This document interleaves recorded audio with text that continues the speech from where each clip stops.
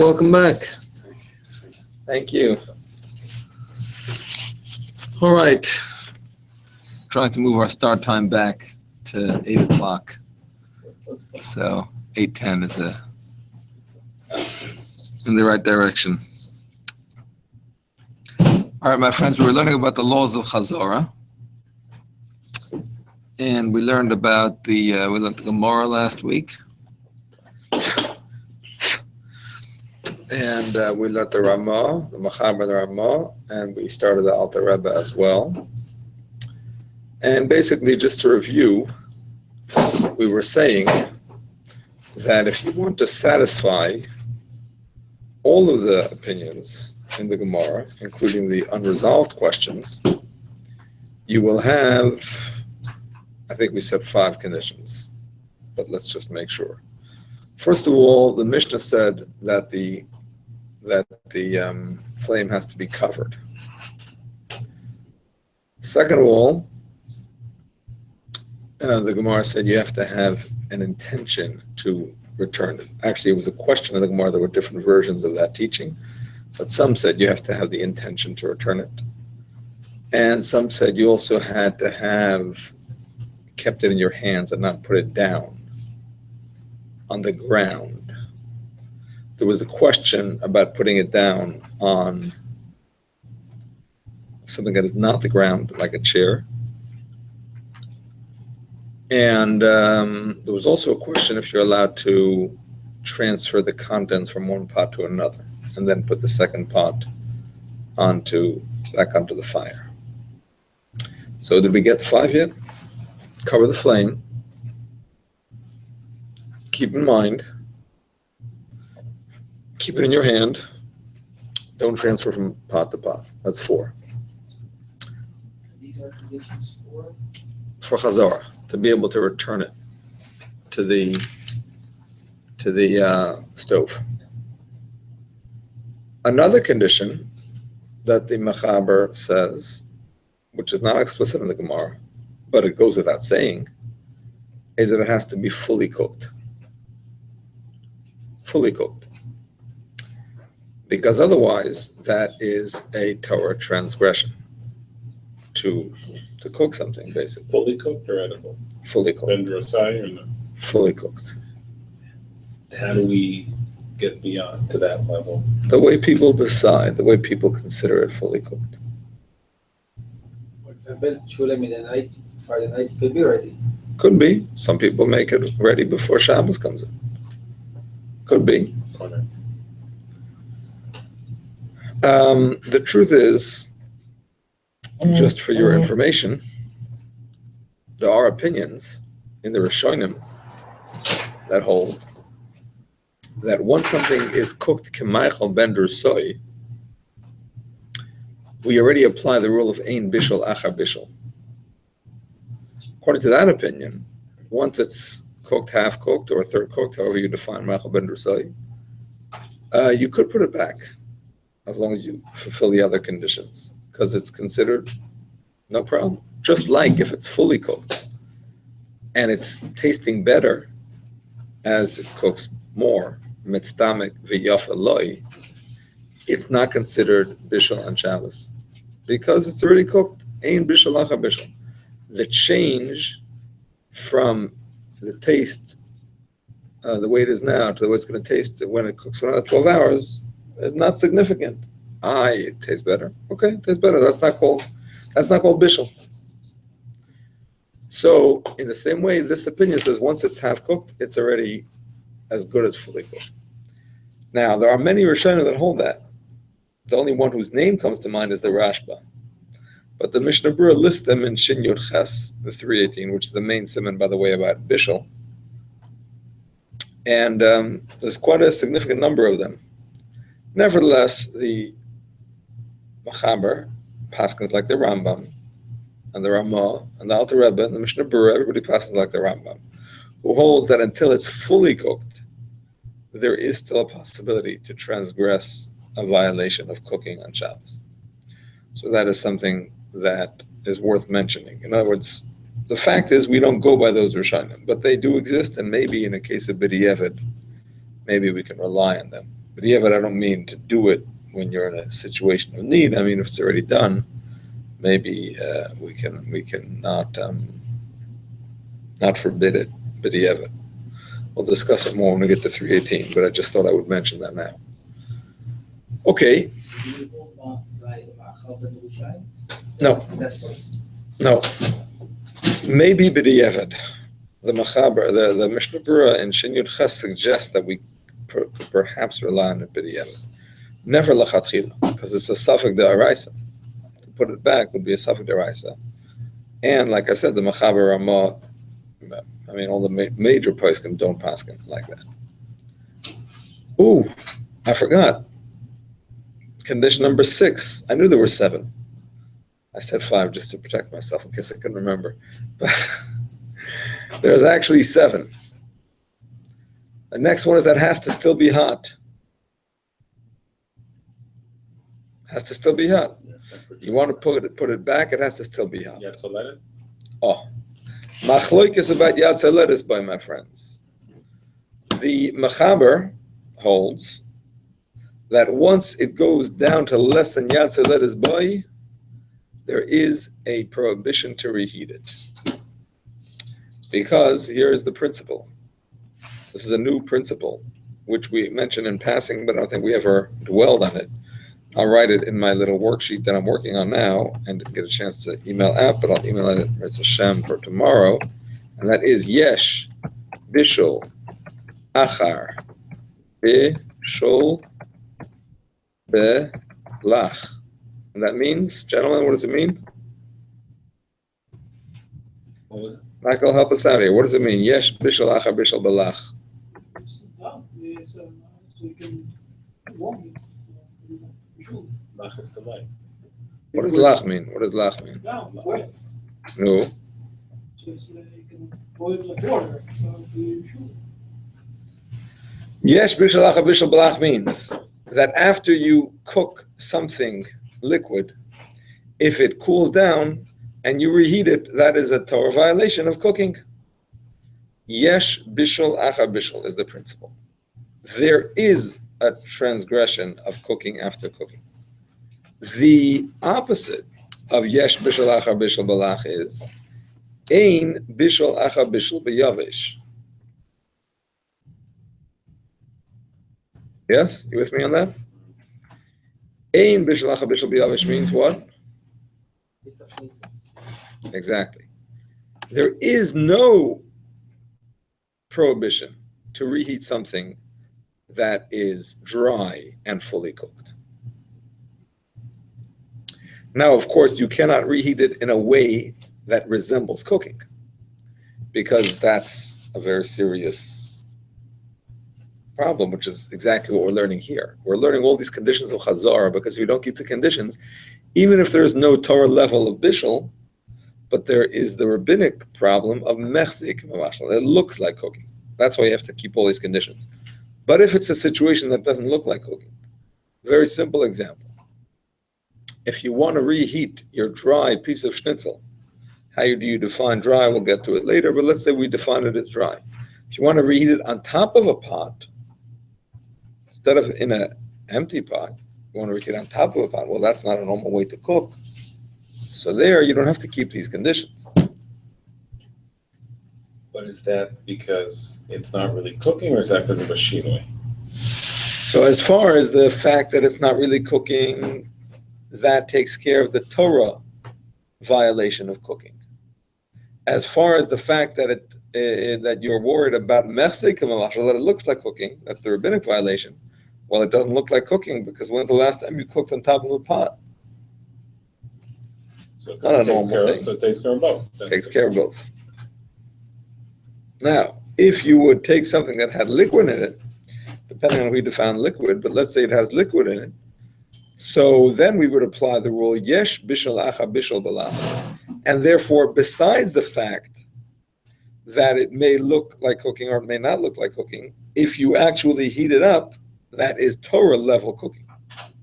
Very serious. So the two conditions here that are possible Torah violations in all of these 7 conditions of Chazara, We're only up to 6, but there's going to be 7.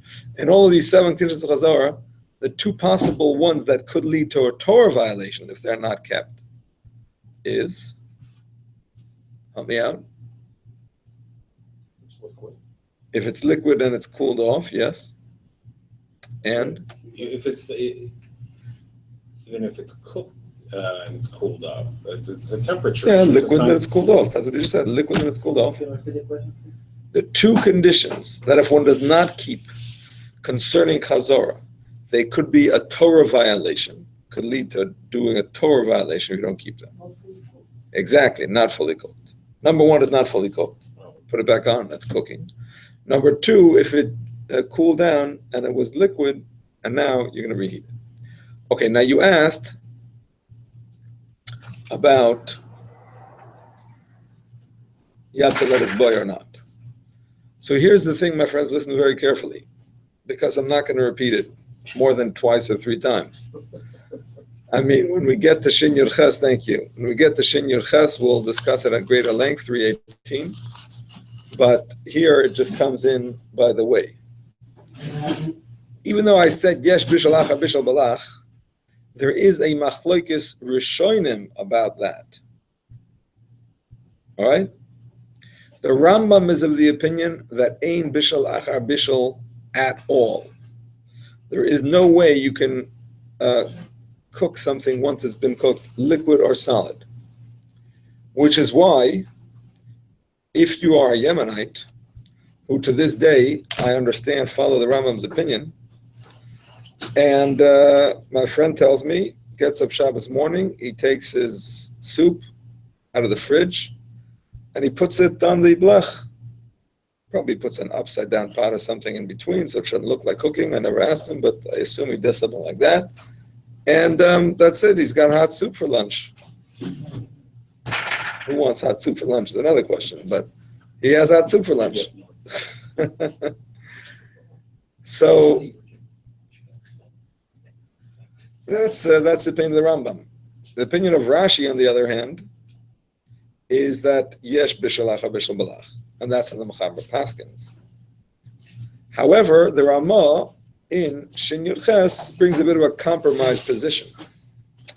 The Ramah says, you know what? Even if it's not Yatza lettuce boy, but if it's still hot enough to serve your guests, in the words of the Ramah, it's loy niskar legamri. If it's not completely cold, which the commentaries say means that it's hot enough to serve to your guests, we'll consider it not bishul to reheat it. You understand? So that's where we get the Ramah's somewhat modified position of bishalacha bishal balach, not as strict as the Mechaber. Even if it's less than Yatzeleres, it's not a prohibition to reheat it, because he takes on that leniency that it's enough for it to be servable to guests, and it's still considered it's still considered cooked. Where does he get that compromise from? We'll have to discuss when we get to 318.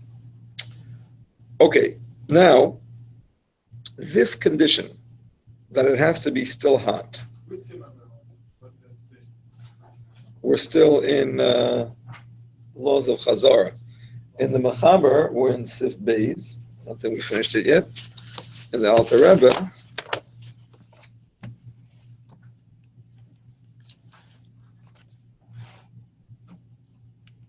I think we're up to Tes Vav.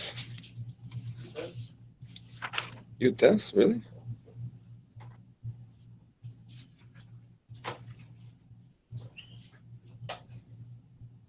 No, I don't think so. I think we're up to Tes Vav. I think we're up to Tes Vav. And the Mechaber, and the Alter Rebbe. Okay, listen carefully, my friends. What if the food that you want to do Chazara with has no liquid?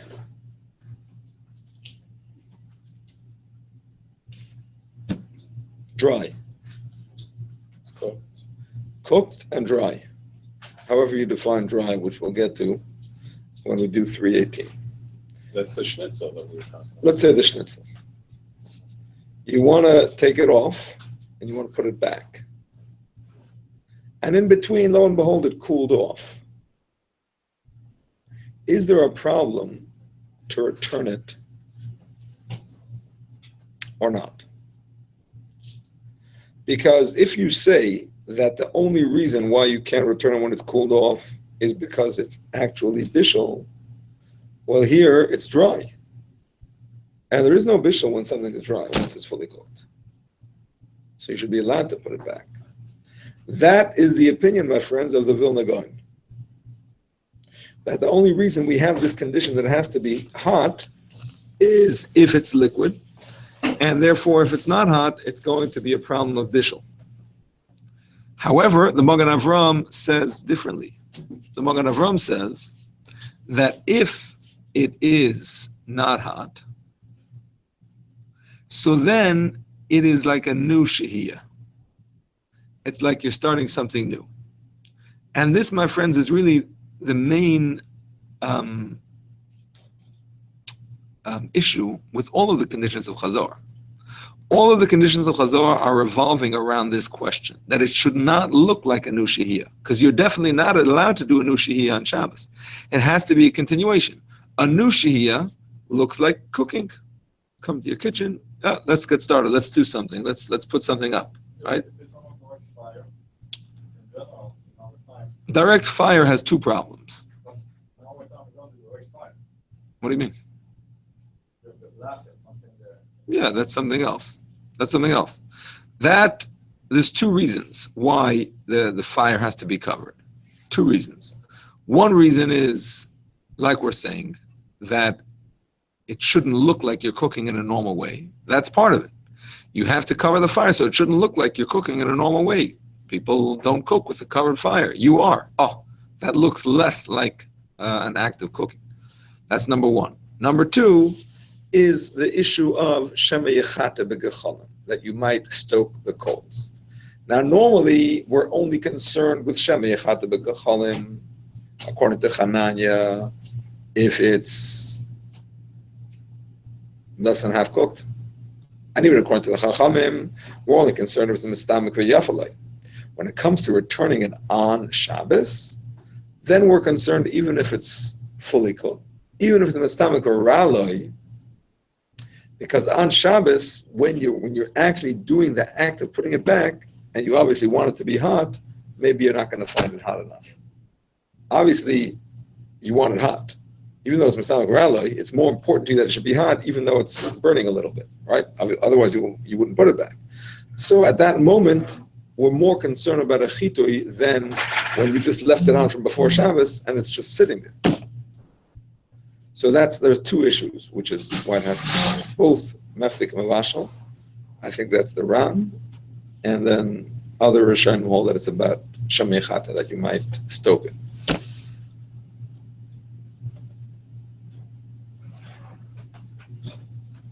And the final one of the 7 conditions of Chazara. Again, number 1, covered flame.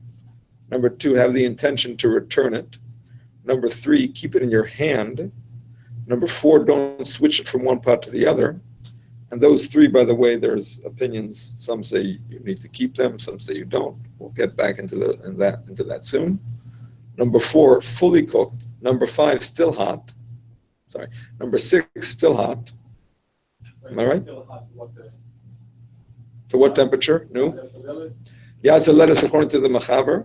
Good enough to feed your guests according to the Ramah. Doesn't have to be a lettuce according to the Ramah. And number 7 is that the Gemara says, I think it's a Bryce actually, that you can only do Chazara onto Gaba, onto the top of the oven, not into Toch, not inside the oven. You can only do Chazara onto the top of an oven, not into the inside of an oven. So you took it from inside an oven, the oven back then. Back then, correct. There is reason to believe that maybe our ovens are different than their ovens. We're going to see. But certainly in the time of Chazal, you could not put back into an oven. 7 conditions. Does everybody have that clear? The first condition is also on this? No. Covered fire is the Mishnah. So Putting on schnitzel back on the open flame would not be enough. Open flame? No, never. Even if it's still hot. Basically- Even if it's, Never. the mach would be, when can you put like an open flame? Open flame? Never. No such thing. So so where is Chazara allowed? Covered flame. I don't understand what you're saying. Chazara, okay, so when we did Shigiyah, on an open flame. To put Can't back do- on an open flame would Can't never do be it. allowed. Never be allowed.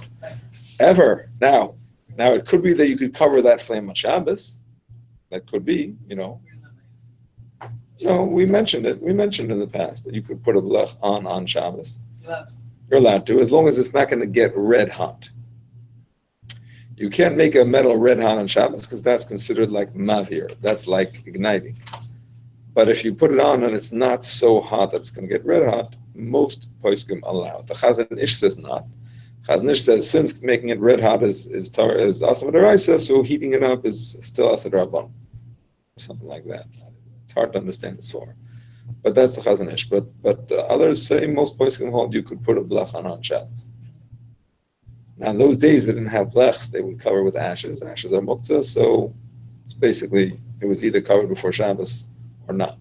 It was not really a way to. Actually, no, I take it back. In Siv Gimel, the Mechaber says if you get up and your chalent is burning, you put up. You don't have to flip it. You can put an empty pot and put the pot inside the pot. What can you do? Put a pot inside the pot. Pot inside a pot. You don't have to flip it. That was a flip. No. Maybe in my head it was just flip the pot. You don't have to flip a pot. You can put it inside an empty pot. And that pot acts as a covering for the flame that's underneath it.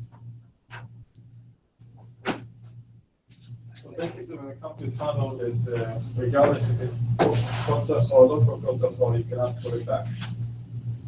Regardless of what, sorry? Tunnel. There's no difference. If it's completely cooked or not completely cooked, you don't put it back in. You're talking about the Tanner of those days, the Tanner of our days? No.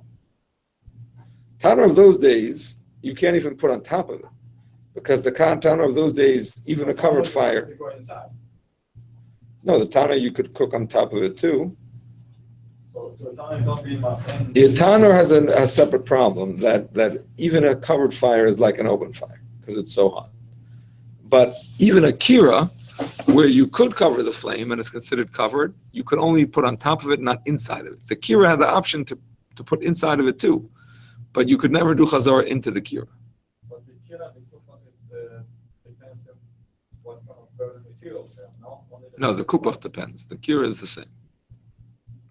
I mean, yeah, if it's straw, it's nothing. But if it's coals or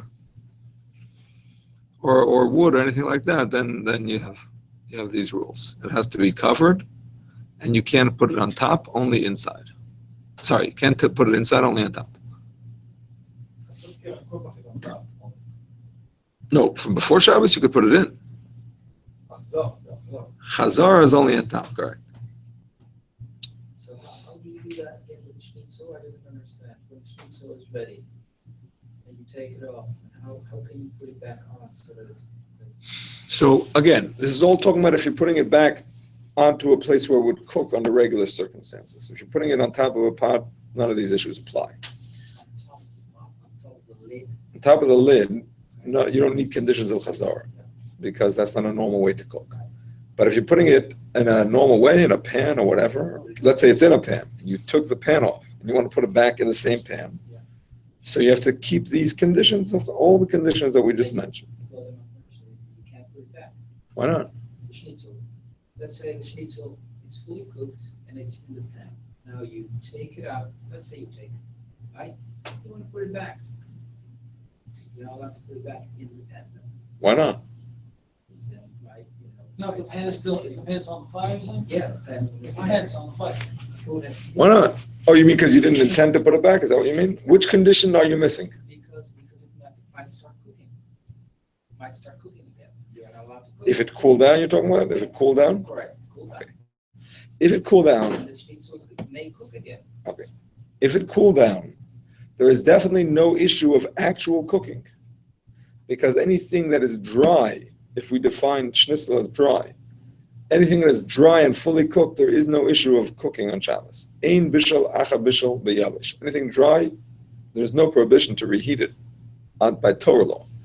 Now, and according to the Vilna Gaon, when it comes to the conditions of Chazara, that's fine. It doesn't. It could be cold. So why putting it on top of the pot, the lid? Why? One second. Let me, before we move on to that, let's stick with the case that you're putting it back onto the pan. Right. The Magen Avram holds, and this is how the Shulchan Aruch Harav paskins, that even something dry, if it cools down, it no longer is considered a continuation of the old shehiyah, but rather it's like a new shehiyah, and you cannot do it on Shabbos. And the Mishnah Berurah, at first he mentions the Magen Avram. It sounds like he paskins that way. Later on, he sounds like he's backing off and going with the Vilna Gaon. So that's a little bit unclear in the Mishnah Berurah. But according to the Alter Rebbe, the Shulchan Aruch Harav, definitely, even something dry, to be able to put it with Chazara, it has to still be hot. Inside on a blech? To put it on a blech in there? To put it, to be able to do Chazara, the way we're defining Chazara, Like on a blech or on a plateau? exactly, and in a way that's considered normal cooking, right? Is a blech normal cooking? That's another question. Is a plateau normal cooking? That's another question. Here in Shulchan Aruch, when it discusses putting it back, it's talking about putting it back on a like on a situation with coals and they're covered with ashes, which was a normal way to cook. Is a blech normal? It's a question. Is a platter normal? It's a question. We're going to discuss that later. But for now, let's say it's normal. Let's just say it's normal, and you have to keep the conditions of Chazara. So the top of a pot is definitely not normal. That's definitely not normal. A plat and a blech is a matter of discussion that we'll discuss. But let's say if we do consider it normal, then if you want to put it on the blech in a pan, so then in order that it shouldn't look like cooking, you can only do it if you took it off, it's still in your hands, you intended to put it back, it's still hot, you didn't transfer it to another pan, all those conditions. I mean, some. It might still look like cooking. No, it Even if doesn't. you had an intention, No, it doesn't. it's still hot. No, it doesn't. That's the whole point. The Chacham said if you do these 7 conditions, I mean, not all of them are about looking like cooking. Some of them are that it shouldn't be actual cooking. So let's talk about 5 conditions, right? If you do these 5 conditions, because 2 of them are about actual cooking, that it should still be hot and that it should be fully cooked. But if you do these 5 conditions, then it doesn't look like cooking because everybody sees you had it in your hand the whole time and you didn't transfer it and you didn't put it down. The 5 conditions, I mean, the first 5 that you mentioned, first 5 conditions, which one are you referring to? I'm referring to covered flame, Yeah. intention to return, still in your hand, still in the original pot, and only on top, not inside. Not fully cooked and still hot, those are conditions about bishul. Those are conditions to make sure that it's not actual cooking, right? But these 5 make sure that it looks like a continuation. Actually, according to the Magen Avram, he holds that being hot is also connected to it shouldn't look like cooking. It should look like a continuation. So that's why. Yeah, go ahead. So bottom line is, I'm allowed to take it off. Same example. We have left, bang, inside there's the schnitzel. I want to take a piece out of the schnitzel. If I have the intention to put it back, I can put it back in the pan. Yes.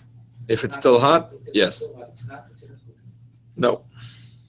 Not considered cooking. Correct. So why then this whole story with put it on top of the pan, put it on the lid? That's if you get up on Shabbos morning and you want to take it out of the fridge and heat it up.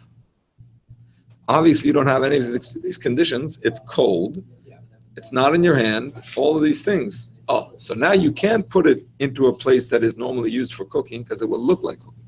You must put it on top of a pot. If the schnitzel has cooled off after I've taken a bite, put it back, it's still fine? That's machlokes. That's an argument. Well, how it's gonna heat up, yes, how it's not what? Heating it up may be that's a problem of looking like cooking. That's an argument, if it looks like cooking or not. But again, on top of the pot, it wouldn't be an issue. Because something that's dry does not have any actual cooking. Maybe it looks like cooking, but it's not actual cooking. On top cold schnitzel. Or Exactly. cold pie. Exactly. Cold and dry. My question is more inside the pot. Inside the pot is the machlokes, and the Magen Avram, which is at Shulchan Aruch around Paskins, and the Mishnah Berurah also seems to go that way, holds that you can't put it in because it looks like something new. Is that what you hold by? So it seems. Is Yeah. it So it's- also because if you took a bite, you may have moistened it by taking the bite? No, No? I wouldn't go so far as to worry about that. Yes. When can we speak about the plata or the blech or the inside of the crock pot being a normal or abnormal listing? Sometime today, Okay. if we get to it.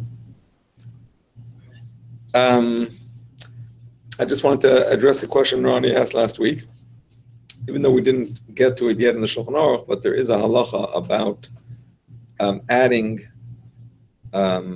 liquid to something that's cooking. Something is cooking, and you want to be able to add liquid to it so it shouldn't burn. So you have to keep all of the conditions of Chazara. This is all according to the Ashkenazi Poiskin. The Machaber just says, pick it up, put another pot underneath it, so it won't be as close to the fire. He doesn't give you the eights of adding water, and it seems like he's following Rabbeinu Yoina, who holds that once it comes out of the first pot, it's already cooled down, and you can't put it back into the first pot. So that's a separate thing. But according to Ashkenazim, you can take water or chicken soup and pour it directly from one pot into another pot, as long as both of the pots were on the fire. Clearation on the fire to on the fire, keep it in your hand, intending to put it there, everything like that. And your question was, why is that not mechsei kavashal? Why doesn't it look like cooking?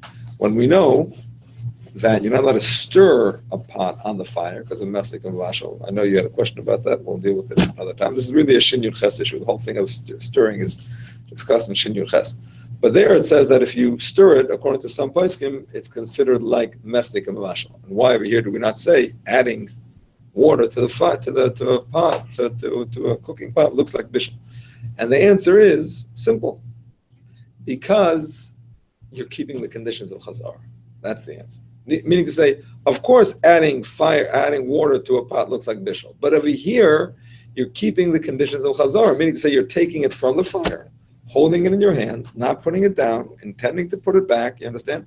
And with these conditions of Chazara, the Chachamim said, now it looks like a continuation. It doesn't look like something new. You understand? If you would take fire from water from somewhere else, wasn't on the fire, that would look like something new. But if it's on the fire, going into something else on the fire, that looks like a continuation. Stirring the food is not. Stirring the food is something you do when you cook, and now you're not doing it differently than ever. You understand? Here, when you add, water, you don't follow the conditions of Chazara usually. You do it however you do it. Stirring, you're stirring. You're doing it the normal way. So we do the next one, right? Okay. They didn't give you that. They didn't give you those conditions for stirring. This is only the explanation, that's it. That's it. You follow down. That was my own chiddush today. If you have another one, I'll hear it. I do, but couldn't I ask him more than enough? That's what it seems. That's what it seems. It seems kind of strange that like these conditions fall outside of the world of Shinoi, like with every other malacha. No, it's not a question of shinoi. This makes it apparent. This makes it apparent that it's a continuation. We don't want a shehiyah chadash. We don't want a new shehiyah. These conditions make it clear that it's a chazara, that it's not a new shehiyah. That's all. Once it's a chazara, then it doesn't look like you're cooking. That's the point. It's not just a shina. It's not a left-hand thing. It should be clear that it's a continuation. No one asked that question. No one brings that up. I didn't see it. But again, I wasn't mine so much in that thing about adding water. But you asked an interesting question today, and I'll bring it up before last. By the way, Mazel Tov on your son's upshenish. I was on a nachas, more simchas. So the question was, who say it in your own words, please. You know the case better than I do. It's okay. So it was I'm sorry? it was It was a real case, or somebody just asked you? So. this is our shop. Somebody was baking a cake in an oven, brownies. The oven was hot, and he put it in, but he forgot to turn the oven on, correct? And then he realized Like the oven was hot. on. The oven was hot from before, Oh. but he put it in, he forgot to turn it on. So then he realized the middle of the meal or towards the end of the meal that that's what happened. And he didn't know, can he eat it? Can he not eat it? It was already, like just from the oven still having warmth, it formed a little crust. And it was a little bit like firm, not like batter. That was the question. No? What does the class say? How long? How long before Shabbos? I think he said candlelight. And like 18 minutes. That's enough to make it, if it had been on, that would have been enough. Yeah, no. At the normal baking temperature, that would be enough to make it a third baked. Yeah, well, he didn't do it. He made a mistake. But I'm saying he didn't do an Aveira. He didn't do an Aveira by putting it in. Right. Okay. I'm sorry? No, it wasn't. It was not Machal Ben Rasai. It wasn't on. It wasn't 1:30 yet. No, because it wasn't on. It could still cook. Yeah, but it barely cooked. Because it was on. Okay. I understand it barely cooked. I don't know if it's considered. I don't know if it's considered Machal Ben Rasai or not. I don't know. Some people like eating cake batter. That's what I was gonna say. I mean, My kids, they do it all the time. That's what I'm saying. Some people really batter. You know? Yeah, but can you eat that? Yeah, you can do that. I mean, you don't eat it like a dish. You know, you maybe you lick it. You don't eat it like a dish. It's definitely not like an apple, which is considered edible raw. It's more like water, which even though it's considered edible raw, you still have to do it because it's much better. It's much better when it's hot than when it's cold. So of course you could eat it, but it's not like an apple. It's like it's b'shas chak. It's not. In other words, if it would be put in a minute before Shabbos, it wouldn't be allowed. But anyway, it would seem to me that he did not do an aveira. I'm saying he didn't do it on purpose anyway. But in fact, once the oven is off, it's like an oven from which the coals have been removed. It still has heat, but the heat is dying down. The coals have been removed. It's like a grufa situation. Normally we don't have grufa, we just have ketuma. We cover it. But here it's like a grufa. It's like you took away the heat source.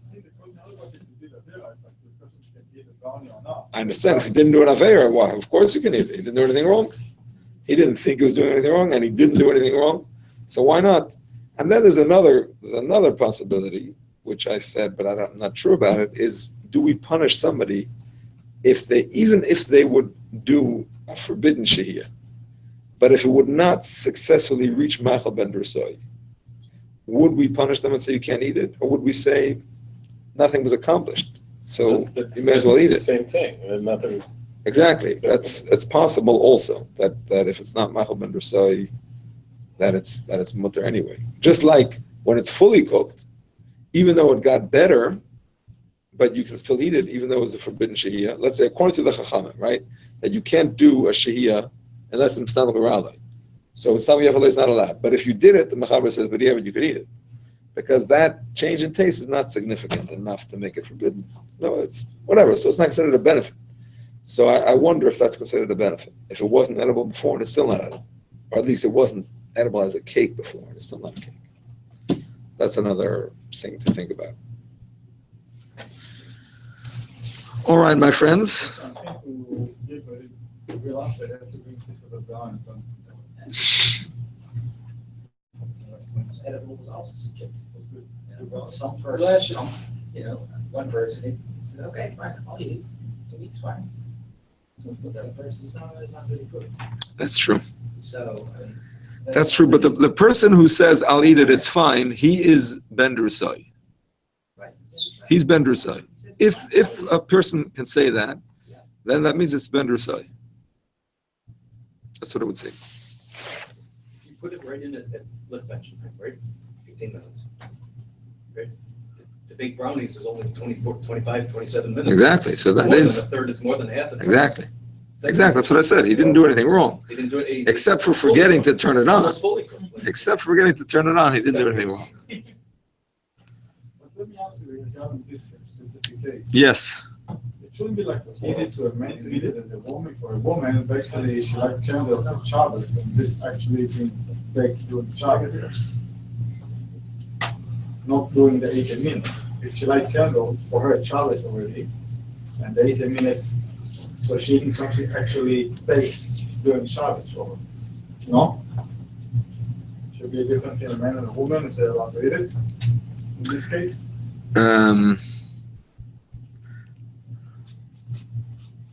That's a good question. Can anybody answer Ronnie's question? It's not today, that anything that's shinui from a chuluk as opposed to a bishul, we don't penalize the person to not be able to eat it. I saw that today too, but that doesn't answer Ronnie's question. If it was cooked by, No, he's asking something else. He's asking something else. the guy cooks it, he didn't take a chance. He's asking, before we do, you're talking about b'diavad. I'm talking about lachatchila. Did the woman do anything wrong? Let's say the woman herself would have put it in and then lit the candles immediately afterwards. Did she do anything wrong or not? No, she has the How to intention. turn it off? No. She turned it on. Let's not about that case. She turned it on. She put it in the oven. She turned it on, and then she went and she lit candles. When we say that it has to be a third cooked before Shabbos, do we mean a third cooked before the sun sets, or do we mean a third cooked before she accepts Shabbos? Shabbos for it. Sorry? Shabbos for it, when she lit the candles. Shabbos for everybody. No, not here. If you accept it early, it's not Shabbos for everybody. It's Shabbos for her, not for her husband. Happens this time here. We said her personal Shabbos. Her personal Shabbos, did we say that? I thought so. We said that like something. We said that legabe chai. This is the flip side of chai. By chai, we used it as a heter. We said, Want it to be. if it's raw, when she accepts Shabbos, or whoever it is accepts Shabbos, so even though by the time Shabbos comes in, it's going to be cooked. Or not, if it's cooked, there's no problem. It's going to be somewhat cooked, less than half, but somewhat cooked. So now there's a problem because it's supposed to be raw when Shabbos comes in. No, it's raw when that person's Shabbos came in. So it's okay, because we'll judge him by his personal Shabbos. And the svara behind it is that probably if he's accepting Shabbos early, he's also going to eat early. And the whole thing about raw is that it's not going to be ready for his meal or her meal. So it should go by when they personally accept Shabbos, not by the rest of the world. So the flip side of that argument would be that if a woman accepts Shabbos early, and it's not Kamach ben Desoy when she starts Shabbos, well, then it's a problem, because based on her acceptance, her Shabbos is here, and her guests are coming early, which I don't know if that's true because her husband hasn't accepted. It's really a family unit. But let's say the family accepts it. Let's just make it simpler. The family accepts it early. By a woman, it's when she likes the candles, she gets Shabbos. Right. I understand, but let's say a case where the family is accepting it early. Taking in Shabbos early. So then they're accepting Shabbos early, and for them, they need it ready for their guests, which is going to be based on when they accept Shabbos. So maybe it has to be a third or a half cooked when they accept Shabbos. But their guests didn't accept Shabbos yet. But it depends on the person who cooks. Well, they better if they want to have No, food. but hang on, let's do the flip side of What does that. that mean? No, but let's do the flip side. Are you asking us or you answer us? I'm asking. It depends on the person who cooks, not the person who eats. This is, The person who cooks is the one who cares about it, and we're concerned that they are going to stoke it. The flame, I'm saying. But how about the flip side of that? Somebody accepted Shabbos early. At the place they're going to, they didn't accept Shabbos yet. It was cooked during the personal Shabbos, but not their Shabbos. Well, So that's not a problem. if the person that cooked it didn't do an aveira, there's no punishment to anybody else. yes, no, cook. Yes, Sorry? yes, they don't cook. No. Yeah, maybe it's only the cook. So if there's another cook in the kitchen who didn't take on Shabbos, she'd be okay, but if Oh, she's the God, one and you're mixing a in match. charge of the kitchen, That's possible. then she might come. There's more than one cook in the kitchen, you gotta accept it one day. Can't extend after that. Yes.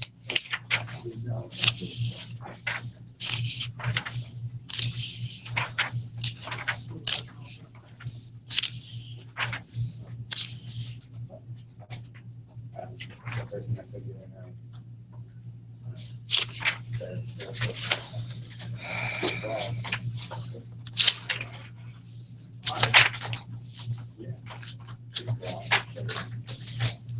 There's no concern about cooking at home.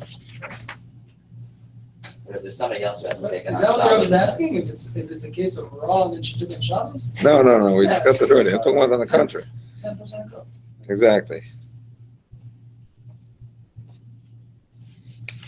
Okay, fine, so if they're coming from the person that took the lake house, probably already not gonna decide. She's home alone. Leave it alone. That's not what we're talking about. That's it. We're talking about a bunch of people. If she's eating alone, it's not a question, or it still is a question? Oh, all right, it's taken care of.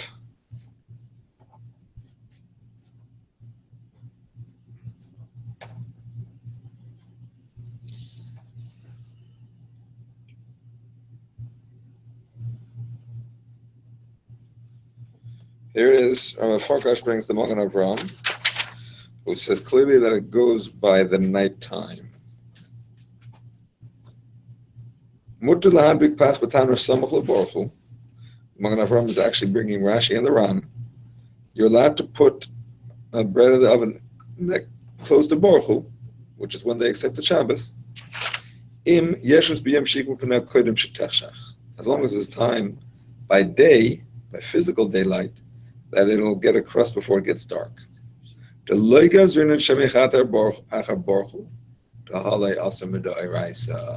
concerned that they're going to stoke it after Borchu, which is when they're accepting Shabbos personally, because there's no Isser D'Oraisa at that point.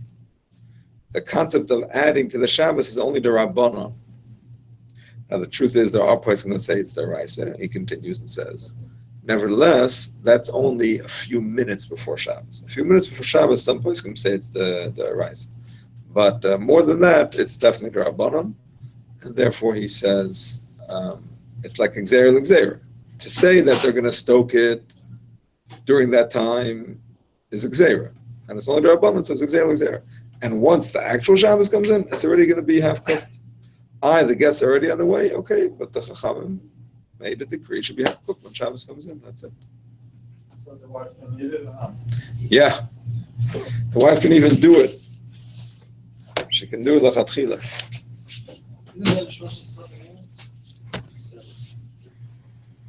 That's already solved there, I said. So I don't think we're going to be makel on that. You're going to say, well, maybe you should be makel and say that it's maybe machal ben drusa by the time it gets dark. Is that what you're saying? That's already suffering there, I said. That's that. I don't think so. No, as long as it's half cooked when actual Shabbos comes in. Mark doesn't mean when the menu says Mark. What do you mean? Like if you got a 7:30 menu and a 6 o'clock. Yeah. Shop. Yeah. The husband's going on the 6 o'clock menu. Yeah.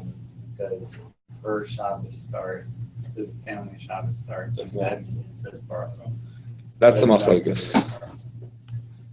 That's a machlokes. So just say Shkia. Some Rishonim say that no, Baruch Hu is when you accept Shabbos. If you're davening with a minyan, once you say Baruch Hu, it's Shabbos for you. So it's subjective. Yeah, but the question is, does the wife have to follow the husband? That's machlokes.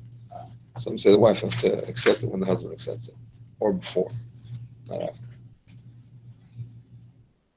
Okay. By the way, this women of prophet and these women for town, 6 months later, welcome. I mean, even according to Ben Tam, you have to accept it early. By them, it's much later. Baruch Hu is Baruch Hu. saying, but you could daven Ma'ariv early. Yeah, but if I go to a time, they might have same bracha much later. It's complicated. According to Benatam, you could also accept it early, but it's only an hour and a quarter before his shkia. You understand? You can also accept it early, but the maximum you can accept it early is an hour and a quarter, and his shkia is much later, so it's an hour and a quarter before his shkia. That was an hour and a quarter before the normal time. That's machlokes actually. That's machlokes.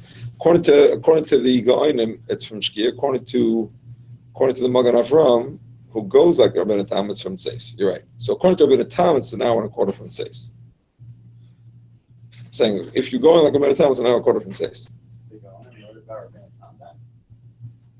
No, they didn't hold Rabbeinu Tam's time. They didn't hold it. They held it their own time. They said they wrote it. They didn't write. They didn't hold it.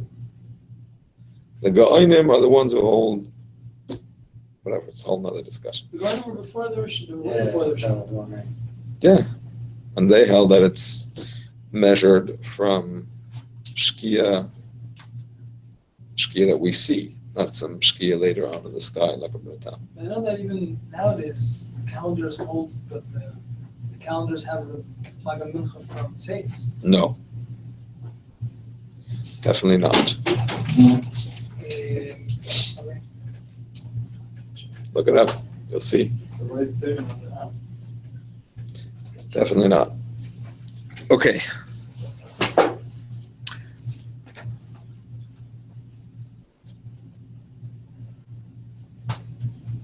Okay. We're going to learn the Shulchan Aruch Tes Vav. So if you have it on your computer, it's Tes Vav. And if you have the Sefer, it's Tes Vav. And if you have neither, it's still Tes Vav. All right, 15. I'm just going to read it and then I'll explain and translate shortly, because I do want to cover some ground, because we've already really gone through a lot of these concepts, and we're just going to read it to explain.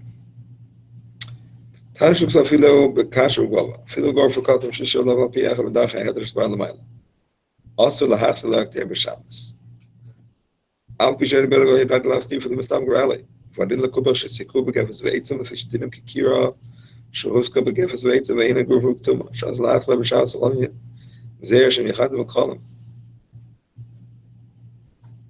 ואף שלישס מהשבת לאחר שלוחית במסתם גרעלי בכל מקום דין חזר בשבת עצמה החמירו יויסר. Okay. Here's where we mentioned what I said before, the condition number 7 that I mentioned before, that you cannot put it into a kira. In the olden days, when you had a kira, you could use it either to cook on it or to cook in it. And if you cooked on it, it was not as hot, obviously. If you cooked in it, it was hotter. So one of the conditions of Chazara is you cannot put it back inside, because that looks like cooking. You're cooking it in a very serious way. Even if it started there, you're just putting it back. Because that's a very serious way of cooking, so it looks more like cooking than if you just put it on top.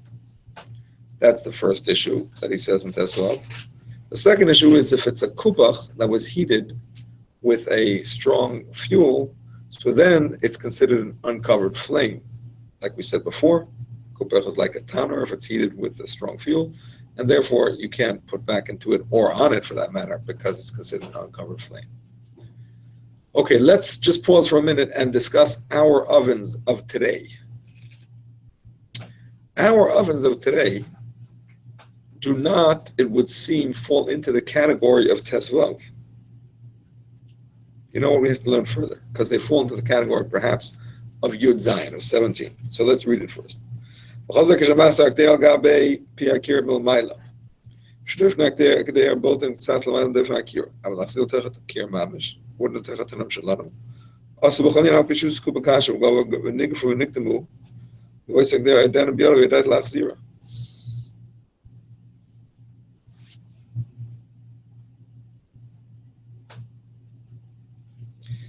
is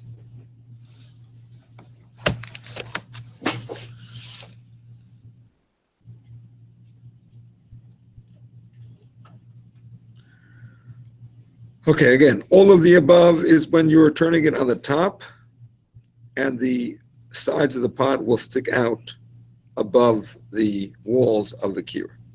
But to put it inside or inside our tanur, which are like a kira, is forbidden. Even if it was heated with a very poor heat source, even if it was covered, even if you kept the other conditions of keeping it in your hands and intending to return it. So What- what's the difference with this one and the different size of the things that you could put it back in our turnover? You don't hold it. Inside? Where did he say that? Inside. Where? Where did he say that? If you did it, Where? if you test, Oh, we're going to get to that. so why over here it's like up to the. We're going to get to that. Didn't learn it yet. Voice and kiras she'en lehem torch v'cholol, elehem pshutis v'torchem l'gam echad, mutar l'hachzir lehen.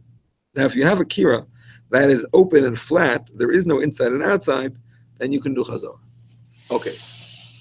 Now, let's talk about our ovens. Our ovens usually have a cooktop on the top where you can heat things with the flame or the coils or whatever it is. And they have a oven where you can cook things inside of them. However, the difference is that these are two separate units that happen to usually come together, but they don't necessarily. You know, in the modern kitchens, you could have the cooktop here and you can have the oven there. Big deal. It doesn't, I mean, it's built in, you know what I mean? It doesn't have to be. So it happens to be that many ovens, they come together, but they're separate units. The pots on the top are not being heated by the oven on the bottom, and vice versa. So if we treat them as two separate cooking utensils, there's reason to say, well, it doesn't look any worse if I'm putting it in than if I'm putting it on, because it's just two different ways of cooking. In those days, I had a choice with the same keli. I could put it on, I could put it in. If I put it in, that's a serious way of cooking. But that's when it's the same thing. If it's two different things, well, some things I cook in a microwave, some I cook on the stove, some I cook in the oven. It's just different dishes are cooked in different ways. So it's not necessarily that this way is a more serious form of cooking than the other one. So there is reason to be lenient on this particular issue. That being said, like I mentioned in the past, it is very difficult to create a grufa and ketuma situation in an oven. In order to do chazor, you have to cover the flame or remove the ashes. How are you going to do that? Not very practical. So, practically, I mean, even though in theory you could argue that you should be able to put it into an oven nowadays, because it's not the inside of the cooktop, it's just a separate utensil. But practically, it's not really practical to cover the flame. That being said, Rabbi Ovadia Yosef has a leniency that goes as follows, and it's a very big chiddush, but he accepts it. I'm not sure why he only accepts it for an oven and not for a cooktop. But he says, well, perhaps the need for gufa and ketuma does not apply to our ovens because the flame does not die down. We mentioned this far in the past. That perhaps the whole need to cover a flame is because it was dying down in those days, and if you didn't stoke it, it was gonna die down. So therefore, there was a fear that you might stoke it. You had to cover it to make sure you wouldn't stoke it. But our ovens, which you could argue the same about our cooktops, they don't die down. They're fine. They're doing. I mean, it's electricity or it's gas, and unless there's some kind of power outage or some gas pipe breakage or whatever, it's not dying down. So why would you stoke it? I mean, you put it to the temperature you want, and that's where it stays. So that's a big chiddush, but Rabbi mentions it, and he seems to accept it. And based on that, there is room to be lenient to even return into a oven. Something that. No, something that you keep all of the conditions of Chazara. Oh, All the conditions of Chazara. Certainly an oven is a normal place to cook, so you must certainly keep all the conditions of Chazara, but if you keep the conditions of Chazara, he permits it. Shmir Shabbos Kol Chassid does not, and Rav does not, but Rabbi Vadia does. So I know there are people who follow that and do return into an oven following those conditions. Don't some cover the coils in the oven, in other words, so you can see the red on the coil? That's a svara. That's a svara. We did say that. We said that, I think it was Rav Vosner who holds, that even if you cover just the bottom, that's considered covered. Even though others say, well, the heat comes from the top too, you really have to put it all around. But we did have a svara that if you cover just on the bottom, that it would be good enough. So that would be another option, like a step up from that way. Okay, we're going to move right along to 18. If you don't cover it at all inside. Right. Let me look that up because as I'm saying it, I want to make sure I'm getting it right.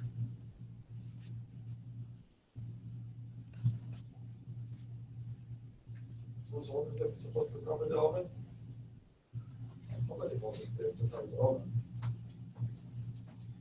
Most places hold that unless you cover the oven, it's a problem of Our oven? our oven, yeah. Not the oven. If you want to put it back inside. Like the flame is on the hill. Yeah, but it's not covered on purpose. It just happens to be covered because that's the way it's made. The whole point of Gufuk Tumah is to show that you're covering it. If you buy an oven, you're not showing that you're covering it, you're just buying an oven to do something to minimize the flame. Otherwise, like any cooktop, you know what I mean? That's a glass cooktop or whatever. You can say, well, it's not a reveal flame. Which maybe somebody says that, but it's not. I think Ravadi also says it there, actually, that a cooktop like that doesn't need. But the simple understanding of Gufuk Tumah is that you have to do an action to show that you're minimizing the flame. If it's just covered because that's the way it always is, then you didn't do that action.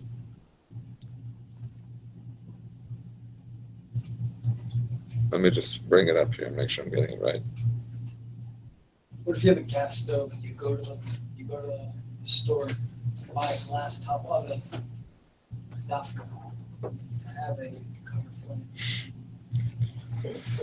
I don't know. Only use on Shabbos, right?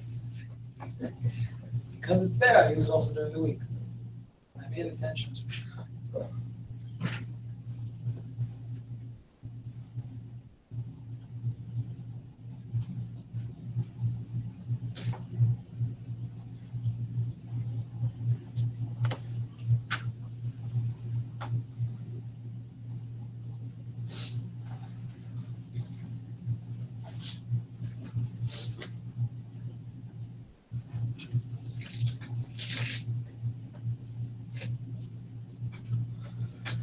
Nachal hachmesh lo lahachze b'Shabbos l'zir tanur chashmalei abelik me'ev Shabbos tafil tav shel yavash v'kol tzorket yesh lochash v'zel l'mechsikim avashal אבל כשקיימים תנועי חזר מותר להחזיק גם בתוך התנור הנזכר.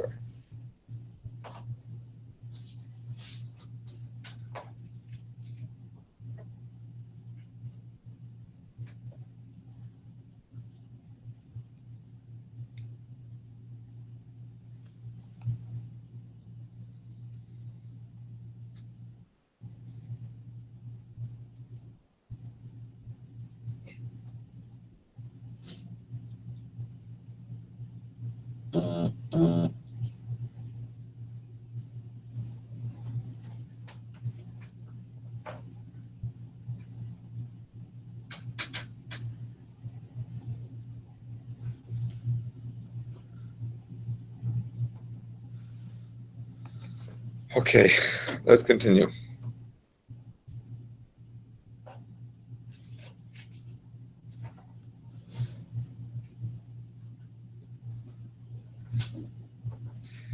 Yud Ches. Ve'afilu agabe akira ein heter l'kshkvan is bashal math called tzorka. Even on top of akira, there is no heter unless it was fully cooked. Even though it is tasting better. Amadan is special called tzorka, but it's not fully cooked. Even though it's cooked more than the it's forbidden by Torah law to return it. Because he's actually cooking. The afilin is special called tzorka, even if it's fully cooked. Except that it's cooled off. You're not allowed to return it no matter what. Even if there's no Isser Bishul. You can go into Tafshel Yavish. In the more cloud, for example, it is a dry dish that has no juice at all. In such a way that it will be fully cooked. There would be no Isser Bishul at all. Even though it cools down. This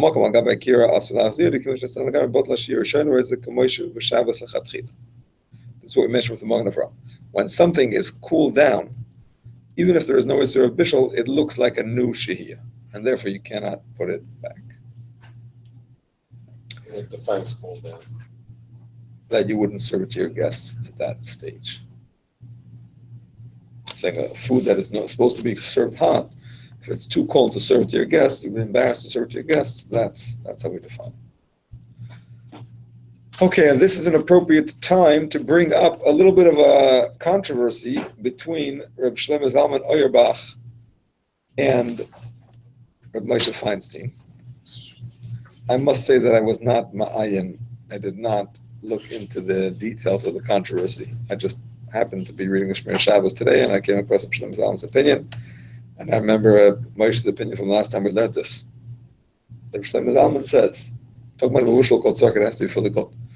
Reb Shlomo Zalman says, if you're cooking a cholent, and it's Friday night, and it's fully cooked, but there are bones in the cholent, and you like to eat those bones, and on Friday night, those bones are not yet edible.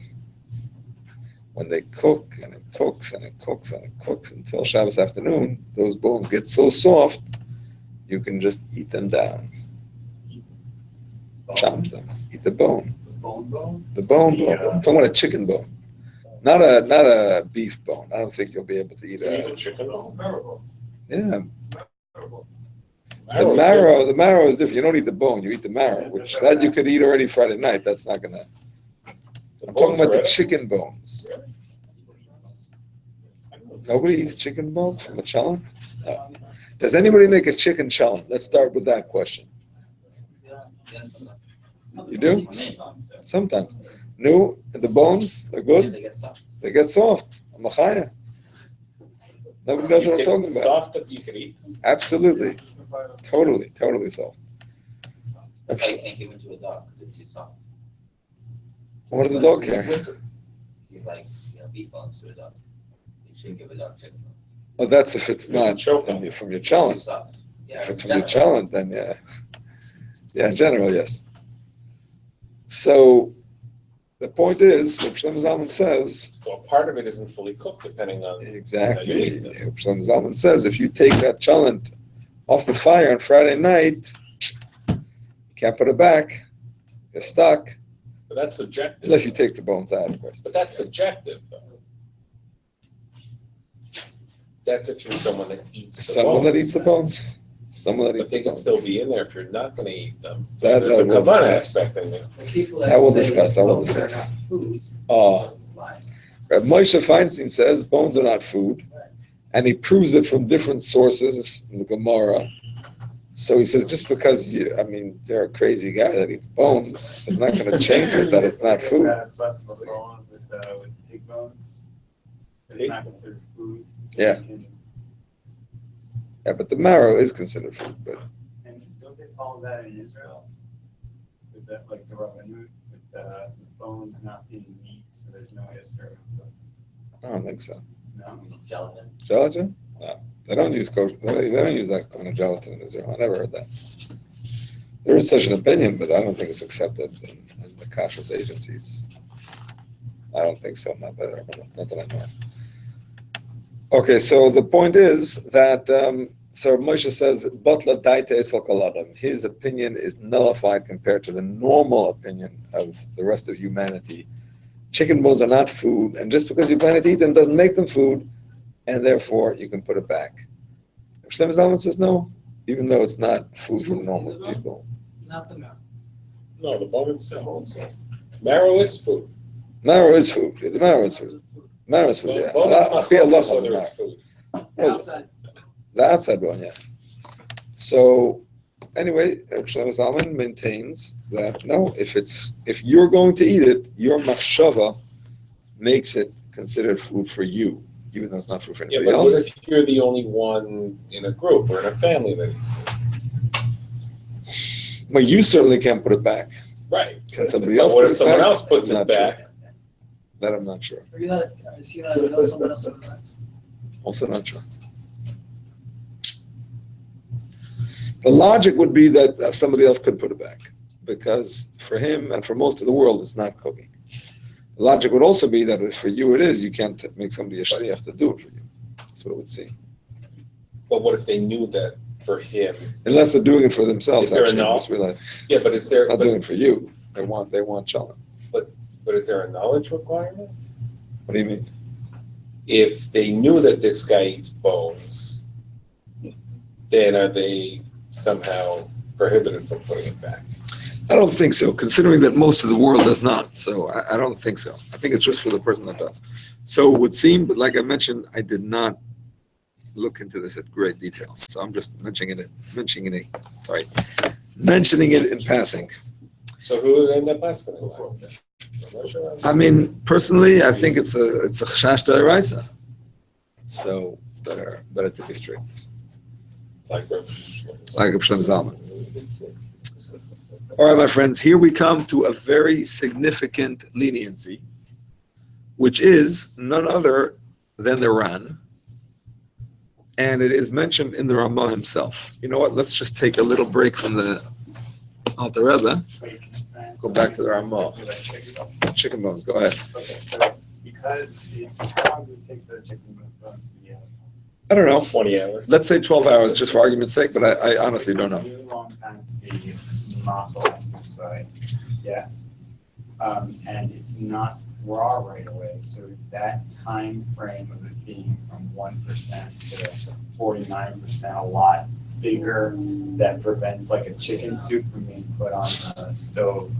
First of all, nobody eats the bones from the chicken soup because they don't cook them for that long. So you're not going to be worried about it. And second of all, even the bones in the chalent, you're not going to be nervous about it because if you don't eat the bones, you don't eat the bones. That's chicken and challah. I'm talking about like chicken soup. I'm not talking about chicken He's soup talking about because chicken people soup. don't, the chicken soup doesn't cook long enough to eat the bones. But the bones, the chicken itself would still have that problem of being in that. The chicken itself is going to be cooked and the bones are not eaten finished. The only question is in a chicken chalent when it's going to be ready in 12 hours. You know what I mean? That's So the cooking chicken depends whether or not it's in soup or a challah. No, I don't believe it does. Your question would apply in that case, and I would have to answer it, which I would. But I'm just saying it's not a question with chicken soup because you don't eat the bones of chicken soup. But Shlomo Zalman is not talking about chicken soup. Bones are generally not food. Comes to chalent, cook so long, they become soft. Some people eat them. Okay, so maybe for those people it's considered food.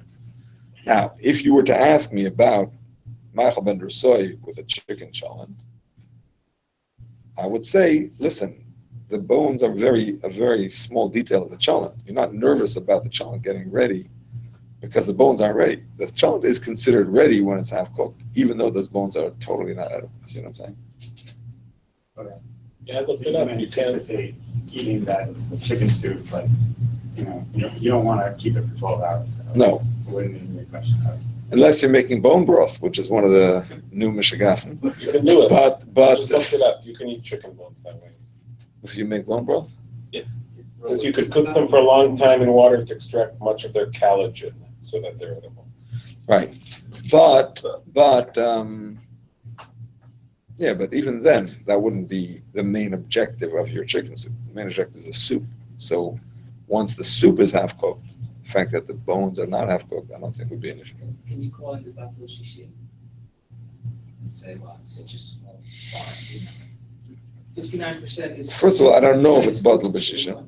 I don't know if it is batul b'shishim. Well, maybe it is, maybe it isn't. But I don't think Why it would makes a you recommend difference batul? because that's not your main objective. If you can eat it, you can eat it, but that's not you're not cooking Why is it not a problem with chalk?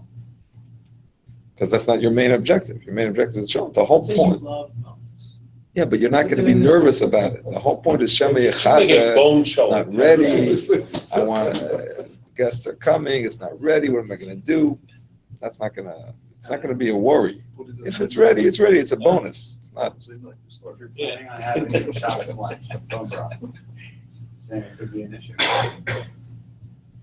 Still, you don't. You're not making bones. You're making bone broth. If you're making bones, then it's an issue. If you want to serve bones, then it's an issue. Even the bigger ones, they're all edible. Yeah, try it. Try it. I'm getting hungry actually. Talking about this. Okay, with your permission, I'm sorry to make you switch books, but I just want to go over to the Ramah to read what he says about the Ran.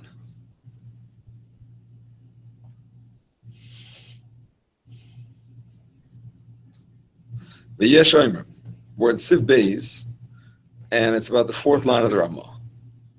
Listen carefully. The Yeshoimer. תחול זה אין יעשה רק כשנוטלים מן הקיר מבעוד יום, ולהחזיר עד שחשיכה. אבל אם לקחו משם שחשיכה פנניך על גבי קרקע מותר. וכן נוהגים להקל בתנורים שלנו שיש להם דין קירה, וסמכים לעצמם על דברי המקילים. וטוב להחמיר, מיהו אם נצאנו לכולי עלמא אסר. Listen carefully. The Ran says, and this is what the Ramah says is the minhag in his countries, that all of these conditions about keeping it in your hand and not putting it on the ground and having intention to put it back is only when you take it off on Friday afternoon and you want to put it back on Shabbos. So now, if you don't keep these conditions, you're mamish starting something new on Shabbos. Whereas, if when Shabbos came in, it was in its rightful place on that blech or plata or whatever, wherever it belongs, then if you take it off, you can put it back even if you didn't keep these conditions, even if you put it down, even if you didn't intend to put it back, that's okay. However, not if it's Nastan al-Gamri, not if it cools off completely. Two reasons. First of all, if it cools off completely and it's liquid, well, that's a major problem of cooking on Shabbos. Second of all, according to the Magen Avram, even if it's a solid, if it cools off completely, that's an actual new shehiyah. That's something new. You know what I mean? The other conditions are minor conditions. But if it's not hot, it's definitely something new. So, this represents a very significant kula.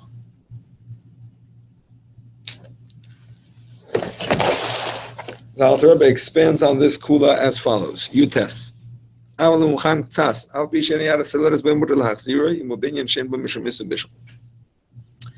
Can go into Yavashin by Morg shall dira kol in by Mishum Bishel. Al by Etzel Lagamri. Fafilim yesh by Morg sheyesh by Mishum Bishel Masal Lagamri kol mokum shel Lagamri noigam lahakal b'lein l'semchei k'negan amadur k'meshis barasham. Im kenu adin sheyesh la'at l'fi zel la'achzir yal gabe akira ha'grufa o yaktuma o yishusku b'kasha yivgvava like their edav yodav o yadat la'achzira. Now, if the food was still hot, even if it's less than Yatza lettuce, but you can put it back. Just focusing still on that condition before we get to the ran. If it's still if it's still hot and it's fully cooked, you can put it back. How do we define hot? When it comes to something that's dry, as long as it's still hot enough to serve your guests, even if it's less than Yatza lettuce, boy, that's fine. because it looks like a continuation. If it's liquid, now it's going to be a machlokes, like we said. And according to the Mechaber, it has to still be hot enough that it's yatsa that is boy. Otherwise, putting it back is a Torah violation. According to the Ramah, however, which is the minhag, that the Ramah says that if it's still somewhat hot, there's no prohibition to reheat it, even if it's liquid. So therefore, when you took something off the stove and you kept the other conditions, still in your hands, intention to return it, and it's somewhat hot, you can put it back. It's not considered bishul, even though it's lach, because it's hot enough.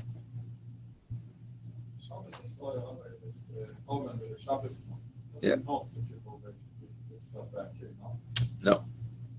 Shabbos mode helps to be able to take it out so that it doesn't turn on faster with the temperature and so on and so forth. That's what I believe. The Shabbos It's very mode helps. controversial, Shabbos mode, right? Why? I heard that it's not always accurate, that there's, Really? yeah. Now, what do you mean? What do you Some mean? people don't hold by it. And what do they do? Yeah, exactly, Yom Tov, not on Shabbos. So what do? They don't leave anything in the oven on Shabbos? They use black or whatever. Because they're concerned that the temperature will affect the thing anyway. Well, someone was explaining that the oven works that it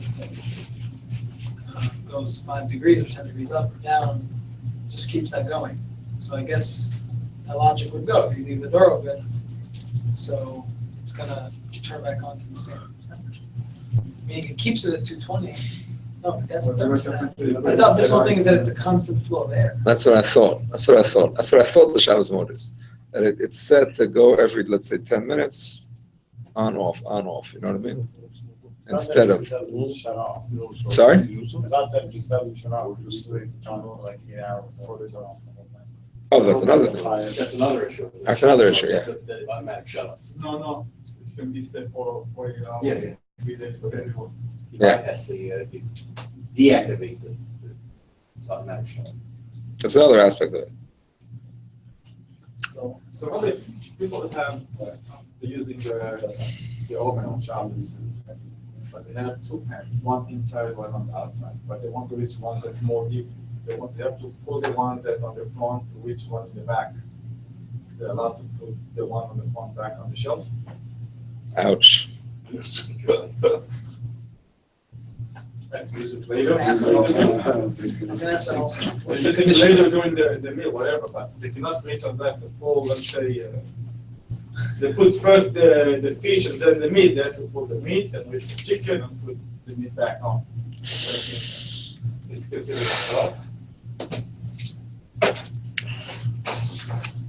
Yes? I'm just thinking about the conditions. Yes? You have intention to leave it there, you don't let it leave your hand. Yeah, those are all fulfilled, but the question is about putting it back into a uncovered flame situation. Well, it's not literally uncovered, but you didn't do an action of covering it, is what I mean. That's the issue. No, I said, for instance, it's on the oven, so, ovens or no, you're not allowed to put back stuff in, Why? because it's not, Kufru Tum. yeah. Right.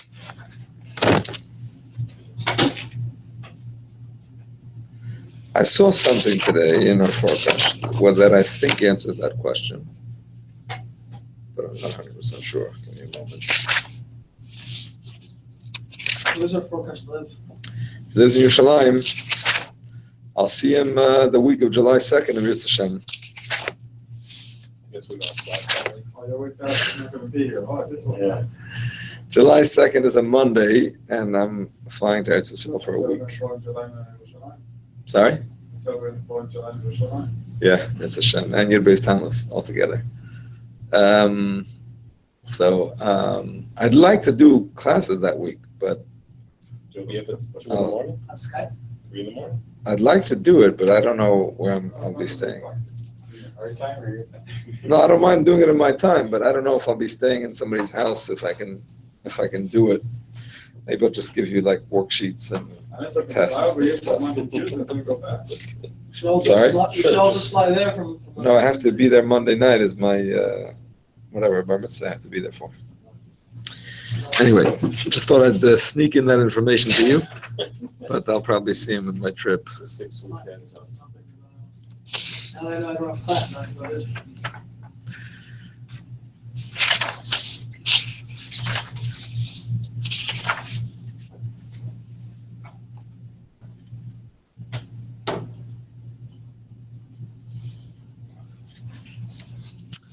I saw somewhere in the Sefer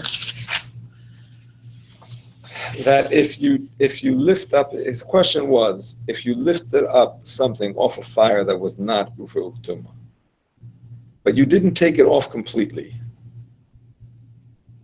You know what I mean? Like you started to take it off, but part of it is still on. He says you can put it back down. So I'm wondering if maybe the same thing in the oven. If it's all out, I don't think there's a way to put it back. But if you take part of it out, It's still touching the shell. still touching the shelf, that means at least that part of it is in. Yesh makam leimer. But I'd like to see if I can find it. One second. Something there, I don't know if it's a suffix. I'd like to find it and be able to tell you more sure.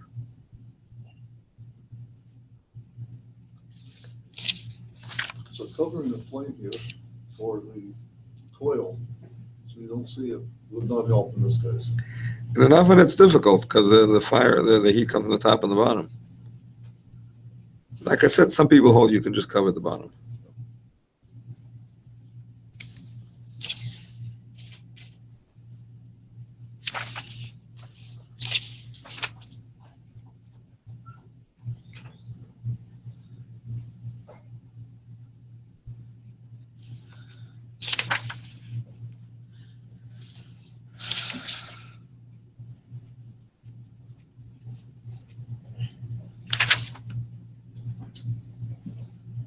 Okay, can't find it right now.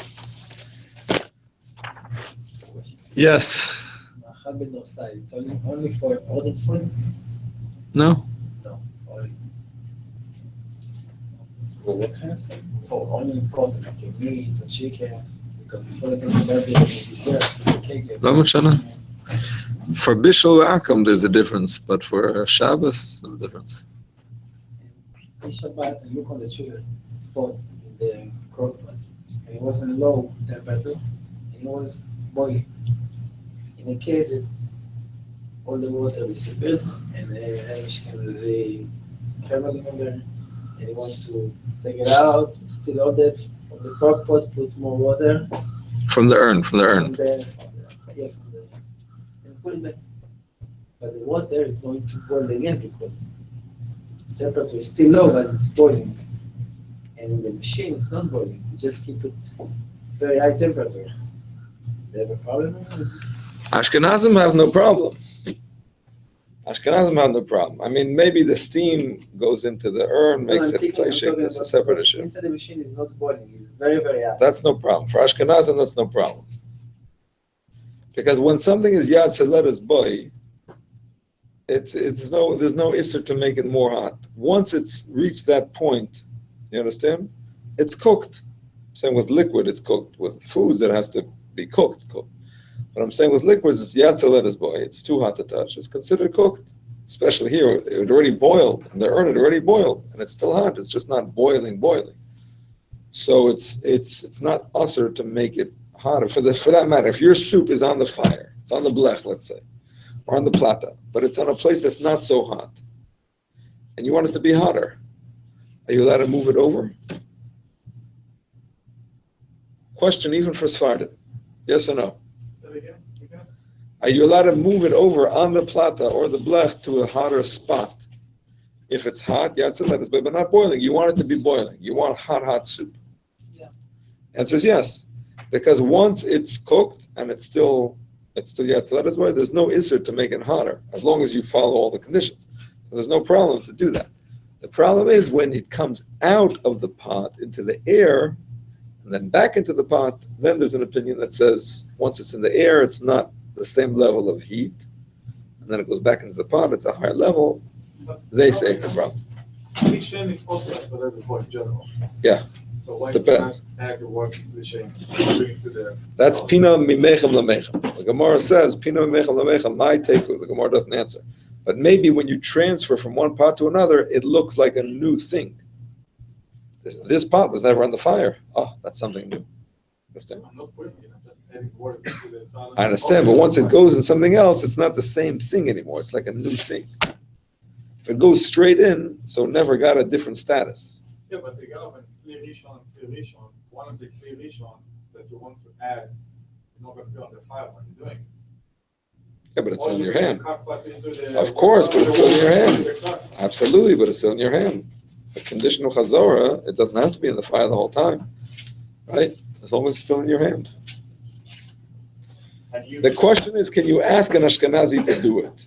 If he did it already, you can eat the cholent. As Rafael mentioned earlier, that that there's reason to say that even if you were not supposed to do something on Shabbos, but some people allow you to do it, and you did it, b'di'evet you could eat it. Understand? So maybe you shouldn't have asked him to do it, but he already did it. Or maybe even you didn't ask him, he did it on his own. So it's not going to be us for you to eat. The question is, are you allowed to ask him? That's the question. I don't know. You're asking him to do something that he's allowed to do. It's not that you're asking him to do something he's not allowed to do. I know, but you're asking him to do something you're not allowed to do. For you. When you ask a guy to work for you on Shabbos, he's absolutely allowed to do it. Right. You're just not allowed to ask him. No, it's the ratio, you're not No. allowed to, you're allowed to ask them. Okay, that's an exception. It's an exception. That's because he's not a shliach for that. He's a shliach for what you sent him to. Other thing is secondary. But especially it's okay for sure if the family member, the Ashkenazi person, they do it as in going to eat there in your house. So it's completely okay. Is he doing it for himself? Yeah, he himself. I think so. I don't think you have to stop him. I don't think you have to stop him.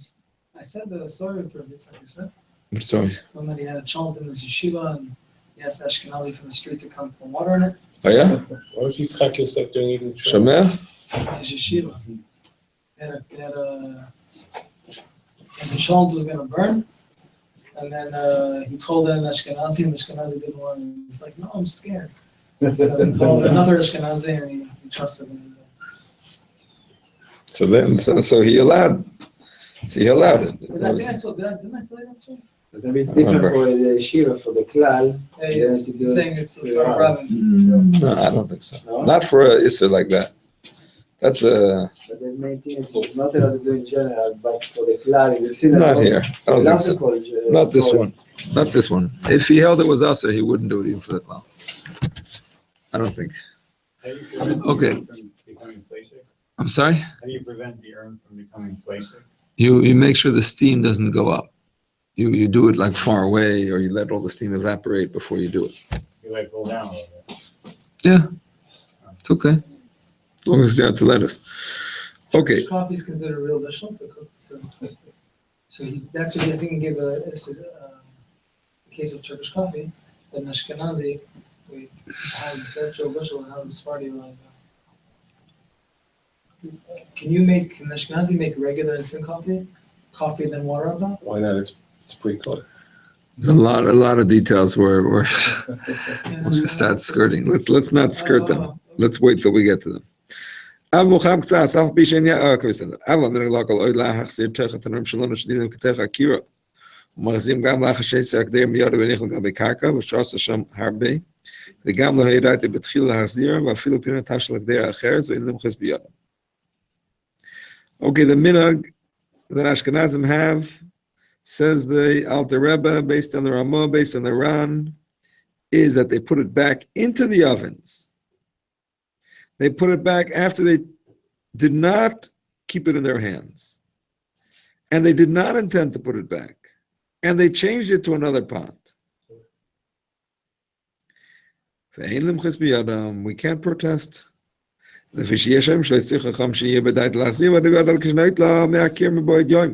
say this whole thing of these conditions is when you took it out of the kira while it was still day, Friday, or you're returning on Shabbos for the first time. Then, if it was not in your hand, you didn't intend to put it back, that's like something new. So the one that is not a proof of Ktuma. No, Gufuk Tuma you for sure need. Everybody agrees you need Gufuk Tuma, even the Ram. They're allowed to just put it in. It was Gufuk Tuma in those days. They had coals on the bottom. He's not talking about oven. He's talking about those ovens with coals, and you cover the coals You test. in your test. Yeah. In the Alter Rebbe's days, they didn't have electric coils and they didn't have gas ovens. They still had coals. Maza Shalanu, Shal Alter Rebbe, and Gechalim. Kemen shebetchilas knesses haShabbos lo yisashem klal al akira. So that's why you need these conditions, because when Shabbos came in, it wasn't there. When you took it off and when it was dark, because when Shabbos came in, it was on the kira. It doesn't look like he's doing something new. Even if you didn't intend to put it back, even if you put it down, you put it in another pot. Therefore, you let it put it back. 3 conditions, however, Alter Rebbe adds to the Ran. It has to be a covered flame. It has to be fully cooked, and it has to still be hot. Without those 3, there's no way. Because if it's not fully cooked, it's a deraisa. If it's not hot and it's liquid, it's a deraisa. If it's not hot and it's solid, even though it's not a deraisa, but that's definitely something new. And if it's not a covered flame, we already said before, we're concerned that he'll stoke the flame. So even according to the Ran, all we can do away with is the other 4 conditions. 4 conditions we're going to do away with. Keeping it in your hand. Exactly. Intending to return it. Transferring from one pot to another. He's allowing it. And putting it into the kira, which he says that's the minhag. He's going to say it's really not the best, but that's the minhag. To allow those 4 conditions to be ignored if it's within Shabbos. That means when Shabbos came in, it was there, and you're putting it back in. Those 4 conditions will be ignored, but the 3 have to be kept, fully cooked, still hot, covered flame. Ein limchos means it's b'diavad. Ein limchos means that it's kind of a das yachid, but because it is an opinion, we can't stop them from following it, but it's not the best. So it's mutter but not the best? It kind of, yeah.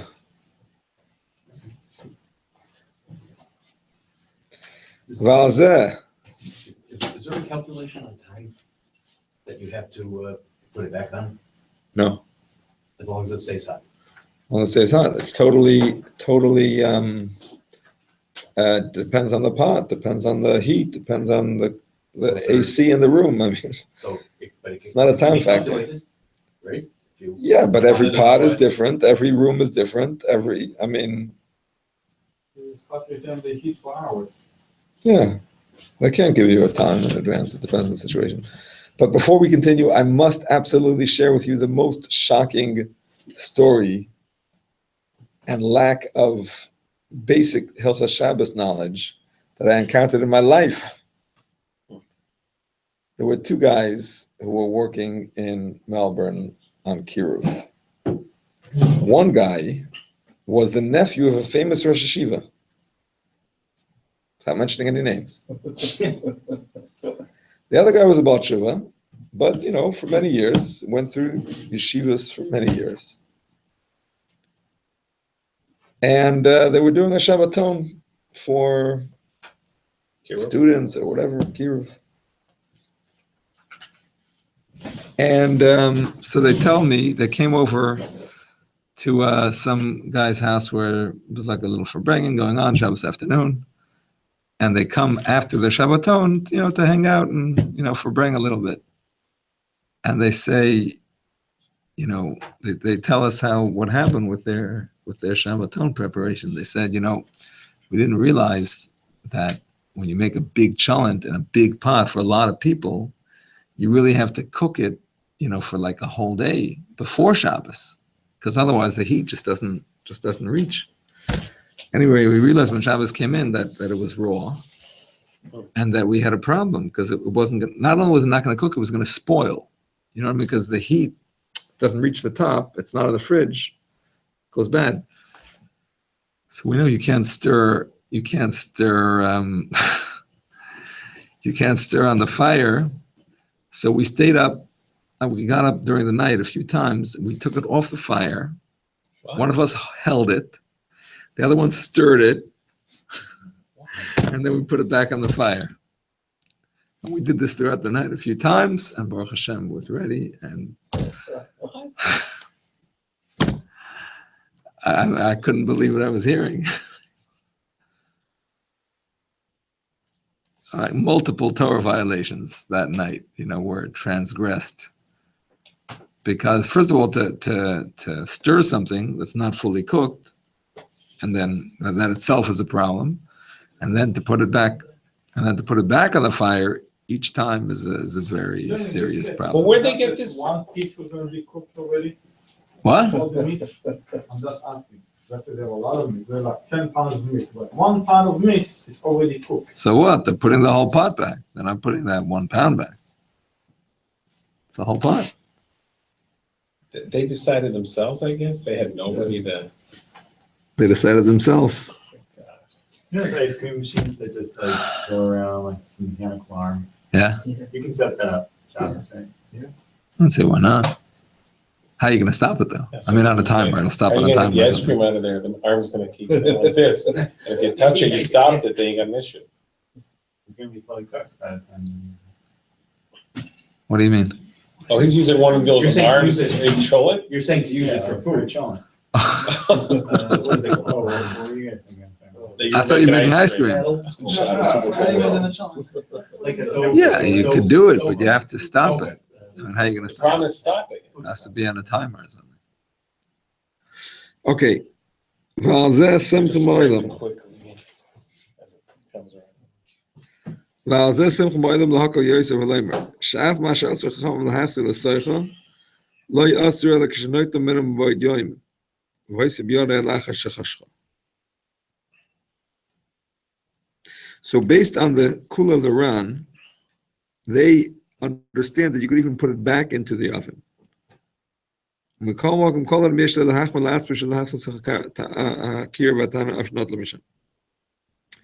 Al-Tarba does not recommend you accept this leniency in terms of putting it back into the oven after it got dark. Even if you intended to return it, it was still in your hand.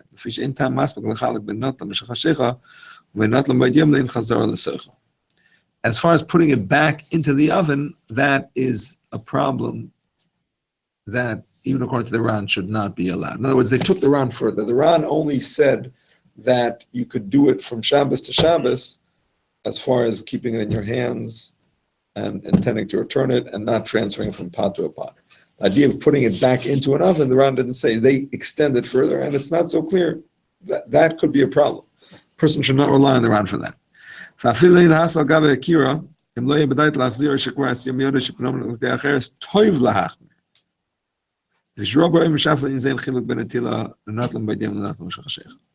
the truth is, the Alter Rebbe says it's a good thing not to rely on this Ran, even though it was the minhag, as the Rambam says, Ashkenazim used to rely on it.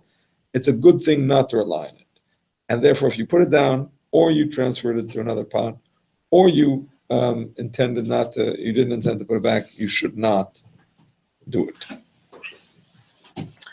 However, before we get too strict, Alter Rebbe mentions 2 other leniencies.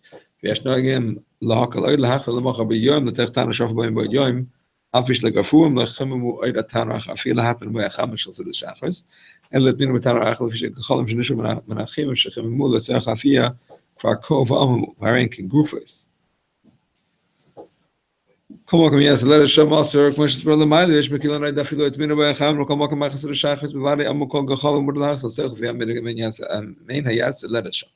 Okay. Some people, following this minhag of the Ran, would not only return without the conditions of holding it and intending to return it and keeping it in the same pot, and they would even put it inside the oven. Not only that, they would even do it on a fire that they had not covered.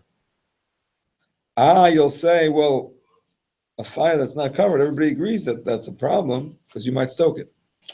They would return it on Shabbos day. And on Shabbos day, presumably the fire had died down to the extent that it was already considered covered by its own ashes, which the Gemara says that if you have coals that die down and they have like a layer of ashes over them, that's good enough. So they would presume that that was the case on Shabbos day. Some would only do it on a fire where they did not do the hatmana, because that was not a very strong fire. Some would even do it on the fire of hatmana. They assumed that by the next day there was already a layer of ashes and it was okay. So these are the most lenient of the positions. All right, let me just mention a few things before we call it a night. A few things that I meant to say. We're going to do Meir. Do we have a minyan? Yeah. Yeah, Baruch Hashem. Okay, a few points. So first of all, the Mishnah Berurah. The Mishnah Berurah does not hold that you have to keep the condition of not transferring it from one pot to another. I mentioned this last week. He doesn't say it. The truth is the Rambam also doesn't say it. The Magen Avraham says it. And the Gemara says it and stays with the question. But the Rambam doesn't bring it up.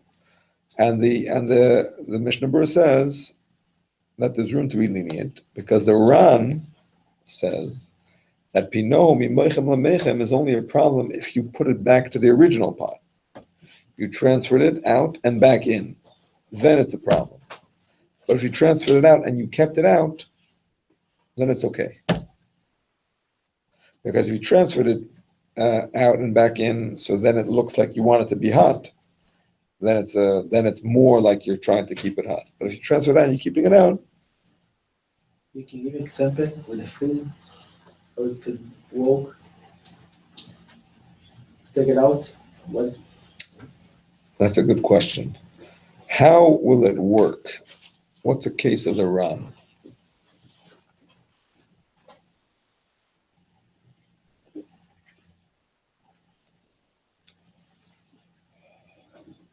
The 6 conditions fulfilled besides. I got it. No, I got it. What? Is that the question? With the 6 conditions fulfilled besides this one, the pie? The question of transferring from one pot to another. That the Gemara stays with the question. The Ramban doesn't mention it at all. The Magen Avraham says you have to keep it. Alter Rebbe says you have to keep it. The Mishnah Berurah says no, you don't have to. Because the Ran, when he explains this transfer condition, he says it means you can't transfer it out of the pot and put it back into the pot and then put it back on the fire. But if you transfer it out to another pot and leave it in that pot, then you can put it back on the fire. I'll give you an example of the Ran's case. You take the chicken soup off and you want to serve your guests, but you want to put it back because some of your guests are late. So you want it to still be hot for them. So you got a whole operation going. One guy's holding the pot and the other guy's is ladling it out, right? That's what you have to do. Yes? In case you take all the pot out. One is holding the pot. You took the pot off. One person is holding it, and the other one is ladling it out. Yeah. So far, so good. All the conditions are good. And then you realize that you took out one extra bowl of soup. You have 10 people at the table, and you made 11 bowls of soup.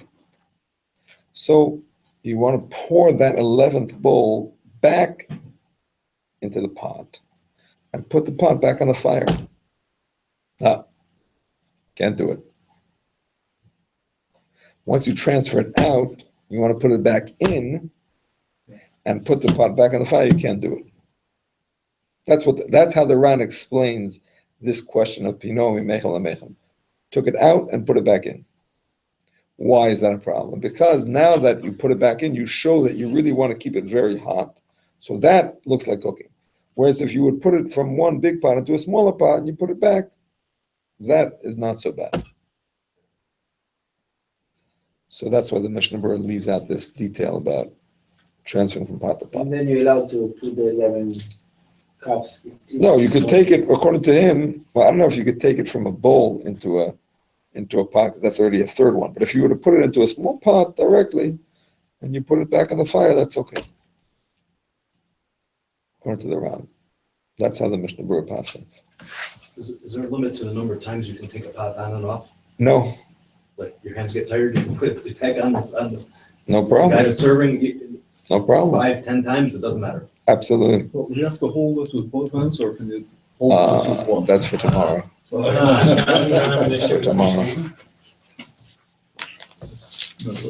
Klisheni in terms of what? Thing, ladle, Kli Rishon, into the pot, Klisheni, and then back into the original pot, or back into another pot on the fire.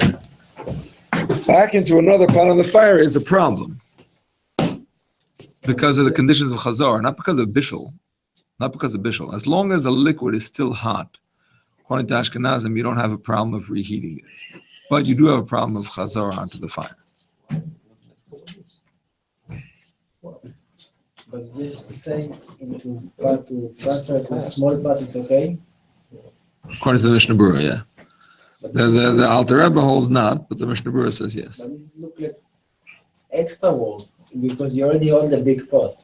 So why you just not to put it back? Everything is good. You still know that it's still hot. Yeah, the pot, the first big pot you could for sure put back.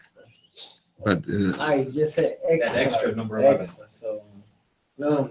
Talking about the big pot. the big pot you could put back. If you didn't put anything back into it, you could put back. No reason why not. All right. Very quiet on the computer today, David. Didn't hear from you, but I hope you understood. I had Daniel Kani joining and leaving. Yes, Meyer, please. Wasn't there one of the conditions, something about hanging